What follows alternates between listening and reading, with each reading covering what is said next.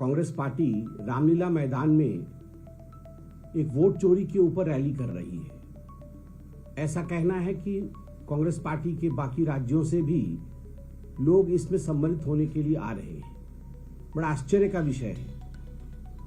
सदन और पार्लियामेंट जो लोकतंत्र का सबसे बड़ा मंदिर होता है, उस मंदिर में चर्चा होने के पश्चात, सघन चर्चा होने के पश्चात कांग्रेस पार्टी अब रैली कर रही है वोट चोरी को लेकर, एसआईआर को लेकर।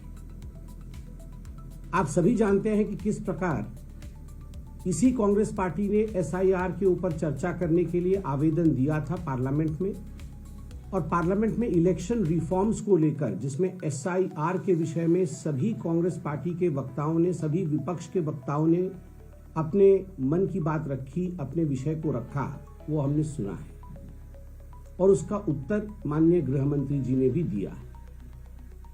राहुल गांधी जी ने जब इलेक्शन रिफॉर्म के बारे में अपने विषय को रखा तो उनके सतही राजनीति, the superfluous attitude of Rahul Gandhi's politics was quite evident that day। जो व्यक्ति हर दिन टी शर्ट पहनते थे, वह व्यक्ति उस दिन कुर्ता पजामा पहन के आए और उन्होंने एक बहुत बड़ा लेक्चर खादी के ऊपर दिया कि खादी जो है वो देश की आत्मा होती है। कांजीवरम साड़ी से लेकर बाकी सभी साड़ियों के विषय में, और किस प्रकार फैब्रिक एक दूसरे से जुड़े हुए हैं, एक फैब्रिक के ऊपर हमें लेक्चर सुनने को मिला। अब देखिए, एक व्यक्ति जो कभी खादी नहीं पहनता, एक व्यक्ति जो टी शर्ट पहनता है, वो केवल एक भाषण देने के लिए खादी पहन के आता है। उसी से ही राजनीति के असली रूप, असली रंग ढंग राहुल गांधी जी का ये मालूम पड़ता है। And he fabricated a story of SIR. He fabricated a story which was completely false about elections in India, fabrication of how EVMs were tampered with। ये सारा फैब्रिकेशन उन्होंने किया है। और जब जवाब दिया गया गृह मंत्री जी का, हमने देखा कि एक एक बिंदु का, बिंदुवार माननीय अमित शाह जी जो देश के गृह मंत्री है, उन्होंने बिंदुवार जवाब दिया कि 45 दिन के बाद सीसीटीवी फुटेज क्यों खारिज कर दिया जाता है, क्योंकि 45 दिन के अंदर ही आप इलेक्शन को चैलेंज कर सकते हैं।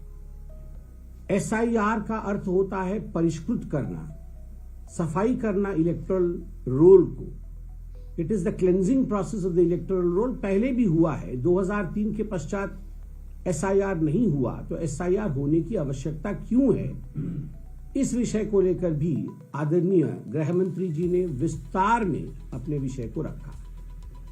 और वोट चोरी अगर वास्तविक रूप में किसी ने किया तो किस 3 ओकेजन पे, किस 3 समय पर वोट चोरी हुआ, यह भी माननीय गृह मंत्री जी ने बताया। एक, जब नेहरू जी और सरदार वल्लभ भाई पटेल, दोनों में से कौन प्रधानमंत्री बनना था, इसको लेकर किस प्रकार नेहरू जी को एक वोट मिलने के बावजूद वो प्रधानमंत्री बने, वोट चोरी का ये सबसे बड़ा वाकया था।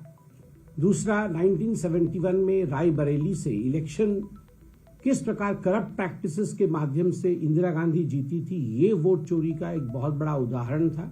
और तीसरा, अभी जो नोटिस इशू हुआ है दिल्ली के कोर्ट से आदरणीय सोनिया गांधी जी को, जिसमें 1980 में उनका नाम इलेक्टोरल रोल में दिल्ली में आता है, नई दिल्ली पार्लियामेंट्री कॉन्स्टिट्यूएंसी से, जबकि 83 में वो भारतवर्ष की नागरिक बनती है, तो स्वाभाविक रूप से यह वोट चोरी का विषय था। ये सब विषय कांग्रेस पार्टी ने सुना, वो मौजूद थे सदन में। ईवीएम मशीन, जब वो चुनाव जीते तब वोट चोरी नहीं, जब भारतीय जनता पार्टी चुनाव जीती तब वोट चोरी।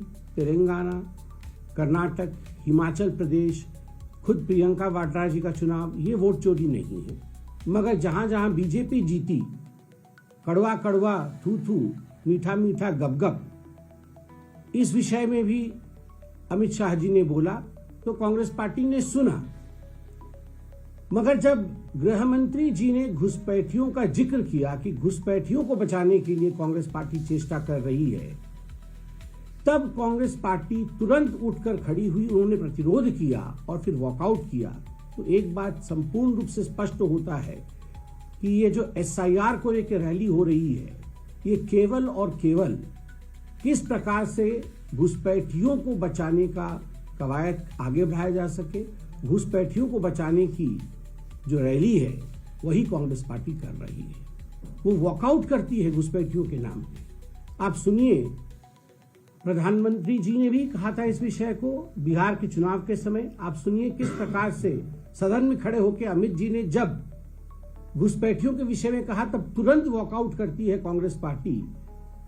स्वाभाविक रूप से कांग्रेस पार्टी को सोचना होगा कि आखिरकार ये जो अपीजमेंट की राजनीति है, तुष्टीकरण की राजनीति है, कब तक ये करेगी। और मैं आज भी पूछना चाहता हूं राहुल गांधी जी से कि राहुल जी, अभी भी शायद 10 दिन शेष हैं।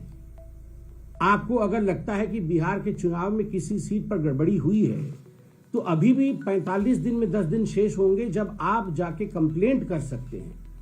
कोई कंप्लेंट नहीं, एक भी कोर्ट में केस नहीं, इलेक्शन कमीशन में एक भी किसी बूथ के ऊपर कंप्लेंट नहीं, मगर आप रैली कर रहे हैं। यही दिखाता है कि हाथ में वास्तविकता नहीं है, मगर एक भ्रम की स्थिति उत्पन्न करने की चेष्टा आप लोग कर रहे हैं।